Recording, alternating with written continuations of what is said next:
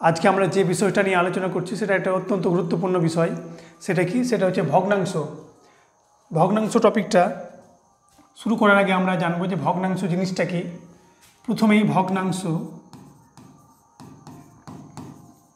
যদি ভগ্নাংশকে আমরা ভাঙার চেষ্টা করি দুটো শব্দ পাবো, একটা হচ্ছে ভগ্ন আর একটা অংশ। ভগ্ন শব্দের অর্থ হচ্ছে ভাঙা বা বিচ্ছিন্ন। তাহলে ভগ্নাংশ কথাটির পুরো অর্থ হচ্ছে ভাঙা অংশ বা বিচ্ছিন্ন অংশ। যদি সংজ্ঞা দিয়ে আমরা বলতে চাই তাহলে কিভাবে বলবো? দুটো পূর্ণ সংখ্যা, পূর্ণ সংখ্যা কোনগুলো? পূর্ণ সংখ্যা হচ্ছে 0, +1, -1, +2, -2। এগুলো দুটো পূর্ণ সংখ্যা ভাগ করলে যে রাশিটা আমরা পাই সেটা হচ্ছে ভগ্নাংশ। যেমন 5 একটা পূর্ণ সংখ্যা, আর একটা সংখ্যা 5 একটা পূর্ণ সংখ্যা এবং 17 আরও একটা পূর্ণ সংখ্যা। দুটো রাশি যদি আমরা ভাগ করি তাহলে কি পাবো? তাহলে 5/17। তাহলে এই যে রাশিটা পেলাম সেটাকেই বলবো আমরা ভগ্নাংশ।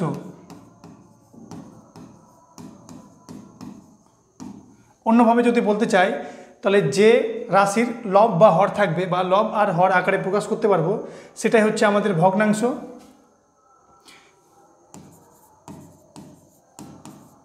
ভগ্নাংশ কিভাবে প্রকাশ করব? লব বাই হর এই আকারে প্রকাশ করতে পারি। কিছু জিনিস আমাদের মনে রাখবো।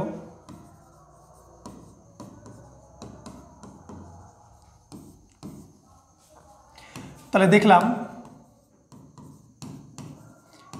ভগ্নাংশ সমান কি হয়? লব বাই হর। এবার লব কোনটা, হর কোনটা? কোনো ভগ্নাংশের উপরে যে সংখ্যাটি থাকবে সেটাকে আমরা লব বলবো, আর নিচে যে সংখ্যাটি থাকবে সেটাকে আমরা হর বলবো। যেমন একটি ভগ্নাংশ নিলাম 17/23। এখানে যে 17 এটাকে আমরা বলবো লব, আর 23 এটা হচ্ছে হর। তাহলে আমরা ভগ্নাংশ কি সেটা বুঝতে পারলাম। ভগ্নাংশের উপরের অংশটিকে কি বলে? লব, আর নিচেরটাকে হর বলে। এবার লব আর হরের ভিত্তি করে আমরা ভগ্নাংশের প্রকারভেদ করব। কেমন? ভগ্নাংশকে সাধারণত দুই ভাগে ভাগ করা হয়, একটা হচ্ছে সামান্য ভগ্নাংশ আর একটা দশমিক ভগ্নাংশ। আজকের টপিকে আমরা শুধুমাত্র সামান্য ভগ্নাংশ নিয়ে আলোচনা করব। অন্য একটা ভিডিওতে আমরা এই যে দশমিক ভগ্নাংশ সেটা নিয়ে আলোচনা করব। তাহলে সামান্য ভগ্নাংশ কি? যে সমস্ত ভগ্নাংশকে আমরা লব বাই হর আকারে প্রকাশ করতে পারবো সেগুলো হচ্ছে সামান্য ভগ্নাংশ। কিভাবে প্রকাশ করব? লব বাই হর। সামান্য ভগ্নাংশকে দুটি ভাগে ভাগ করব। কি কি? একটি হচ্ছে প্রকৃত ভগ্নাংশ,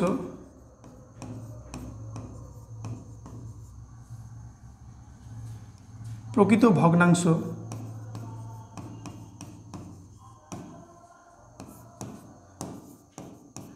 অপ্রকৃত ভগ্নাংশ,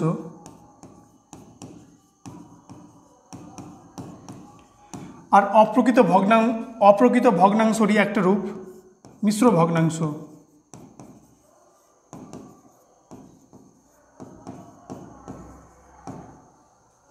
ইংরেজিতে বলা হয় প্রপার ফ্র্যাকশন,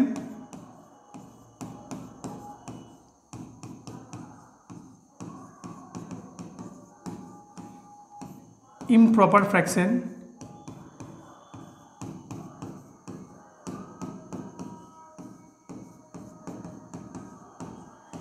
আর মিক্সড ফ্র্যাকশন।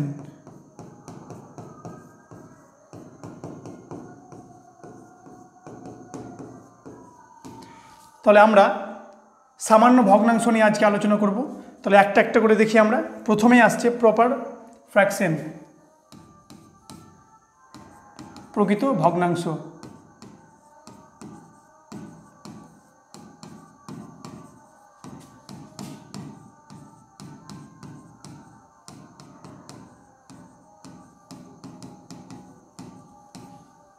তাহলে প্রপার ফ্র্যাকশন কাকে বলবো আমরা? প্রকৃত ভগ্নাংশ। আমরা দেখলাম একটু আগে ভগ্নাংশের দুটি অংশ, একটা হচ্ছে লব আর একটা হচ্ছে হর। একটা উদাহরণ দিই আমরা, 3/7।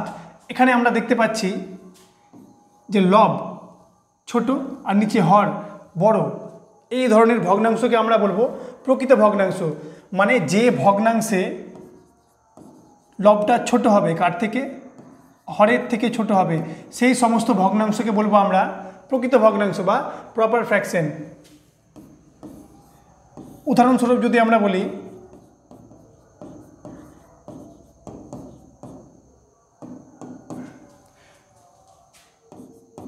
7/12, 15/18, 17/23, এই ধরনের ভগ্নাংশকে বলবো আমরা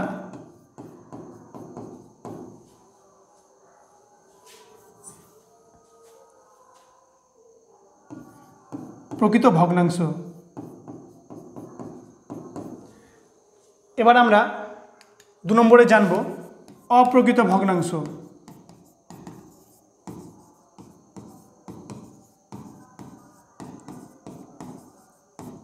বা ইমপ্রপার ফ্র্যাকশন।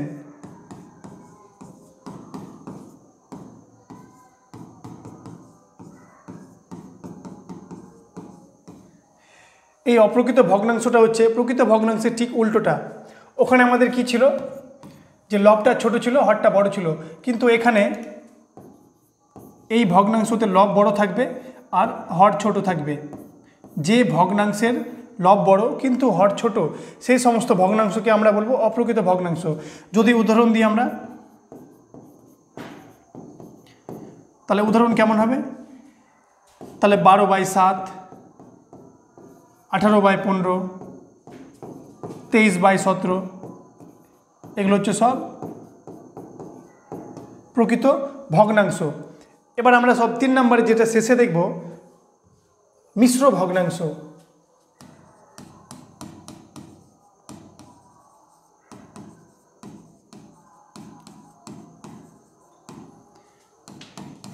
Mixed fraction.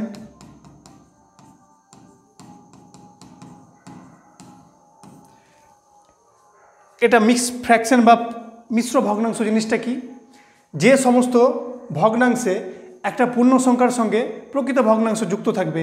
কেমন, প্রথমে আমরা একটা উদাহরণ দিয়ে বুঝব।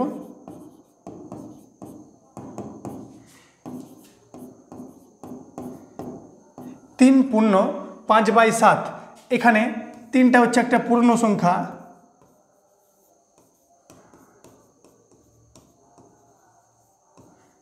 আর 5/7 এটা একটু আগে দেখলাম আমরা প্রকৃত ভগ্নাংশ।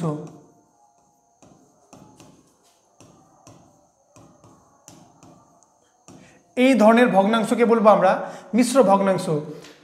তাহলে মিশ্র ভগ্নাংশ কেমন থাকবে, একটা পূর্ণ সংখ্যা থাকবে, তাহলে মিশ্র ভগ্নাংশ কেমন থাকবে, একটা পূর্ণ সংখ্যা, তার সঙ্গে কে যুক্ত থাকবে, একটা প্রকৃত ভগ্নাংশ। তাহলে এই আকারে যে ভগ্নাংশগুলো থাকবে সেই ভগ্নাংশগুলিকে বলবো আমরা মিশ্র ভগ্নাংশ। যদি আরও 2-1টা উদাহরণের মাধ্যমে আমরা বলি, যেমন 4 পূর্ণ 5/12, এটা একটা মিশ্র ভগ্নাংশ হবে।